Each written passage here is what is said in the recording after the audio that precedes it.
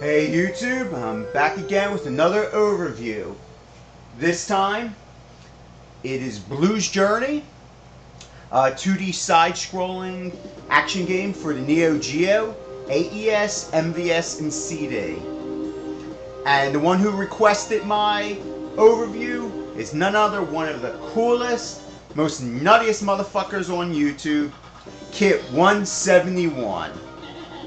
He wanted me to show this game basically to kind of like show like the Neo Geo's beginnings of how, you know, we look at the Neo Geo as this huge fighting game console with these bad as shit graphics and fucking cool as shit sound, and basically look at an older game that came out for it and see what it was about. Alright, basically the plot is this. You're a guy named Blue. You live on the planet Ragai. The planet has a group called the Daruma. Basically, is sucking the resources out of this planet, and your goal is to basically stop them, because as they're sucking the resources out, they're creating a lot of pollution, and you're trying to stop them from polluting your planet. I don't know. It sends a pretty good positive message. It's probably right up there with that goofy as fuck Al Gore's fucking alley. You know, he probably helped fucking design the goddamn game. But it's actually not a really bad game, so let's get into it.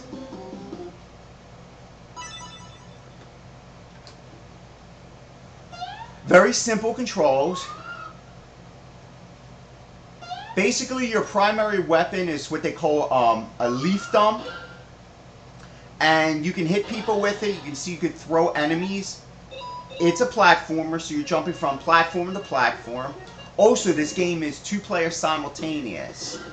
And the next person that would, the second player would play as the princess of this land. Which is kind of cool too, because most times in most games you have to rescue the princess, whereas here, she's actually battling along with you. You collect these flowers, which are used as currency. And the currency you can use to buy shit. Let's say you go right in here. Okay, he gave me fucking no information. Like, they ask you if you want to rent shit, buy shit. It's basically almost kind of like an RPG. Now, right off the bat, you're probably thinking, oh, this is a fucking Mario clone. And yeah, it is a Mario clone. But there's one key unique feature about it, is the ability to shrink, as you see right here. Then I can enlarge myself, which is really cool because that is innovative. I don't think that's been done in any side-scrolling game that I'm aware of, at least at this time. Because this was done in 1990. And I believe the game is about 46 megs. Drop down here, as you can see, you can get into different places. And you can collect anything from like weapons to stamina.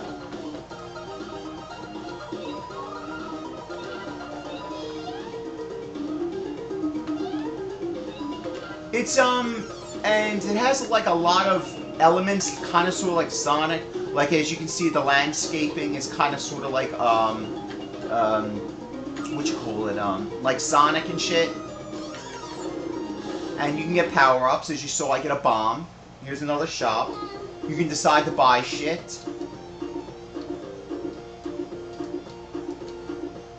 Let's say, go and buy this. And I just bought myself stamina. Even though I didn't need it, but that's one of the things you can buy.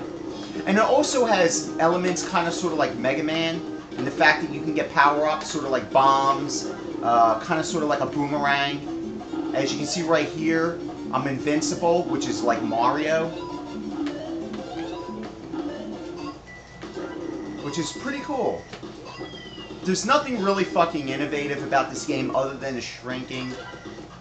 It's basically a Mario ripoff with some elements, like I said, of Mega Man and Mario.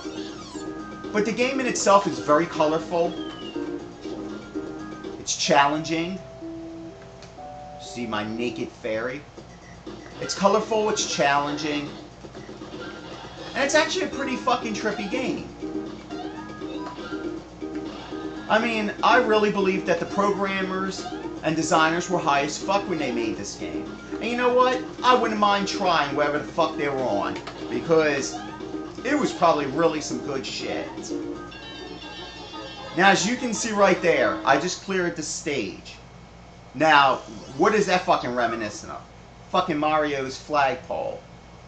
So, as you can see, they do kind of emulate a lot of these games, but they do it in a kind of a different way. And each of the stages has 4 sections with a boss.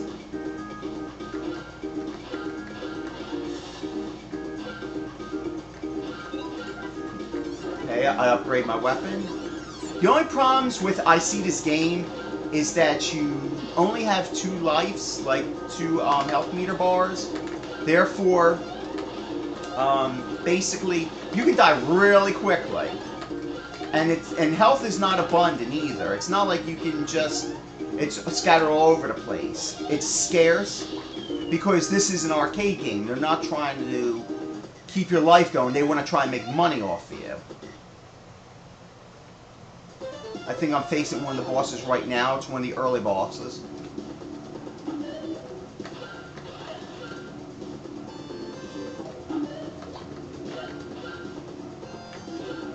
Bosses are pretty unique.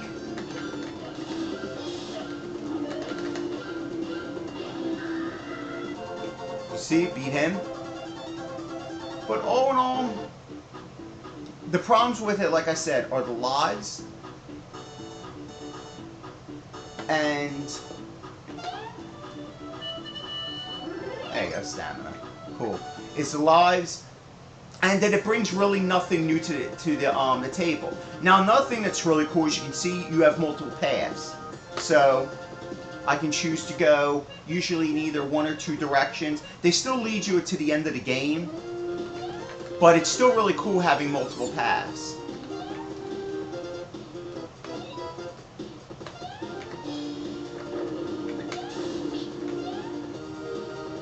Now, if you're into side-scrolling action games, I actually do suggest checking this out, because initially I was judging this game based upon the way it looked, because, oh, honestly, it looks like a Super Nintendo game. It does not look like something the Neo Geo would produce. And being from like 1990, being a little action game, it's not bad. Now, 80K, who made this game, never made a sequel as far as I know. As far as I know. And it would have been nice to see what they would have produced. Because, let's say, a wider variety of weapons, because being your main weapon is just a leaf, which is kind of goofy as fuck, but it's pretty creative.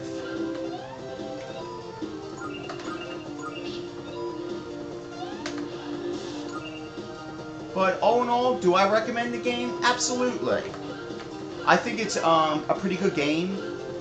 It's nothing, it doesn't bring anything new to the table, but at least it's something different compared to what was at the time, and it's something that's you haven't tried before. And I don't think I've ever played this. And I'm glad that KITT actually asked me to actually play this game and all, because I actually kind of like it. It's really not a bad game.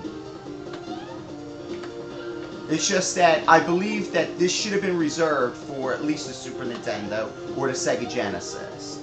But like, it does have like a lot of nice effects in the background, and it's really extremely colorful. So, like I said, it's not a must-have title, but I suggest you do check it out and all. I mean, give it a playthrough. You might only play through it once, because the game has infinite continues, at least on the AES version, and I think you'll have a really good time with it. The controller's pretty good. I'm just sucking right here, actually. So that's why if you're seeing if I'm not making these fucking platforms, because I blow. But as you can see, it's actually a pretty decent game. It's very colorful, and it's worth a try. Alright, take care.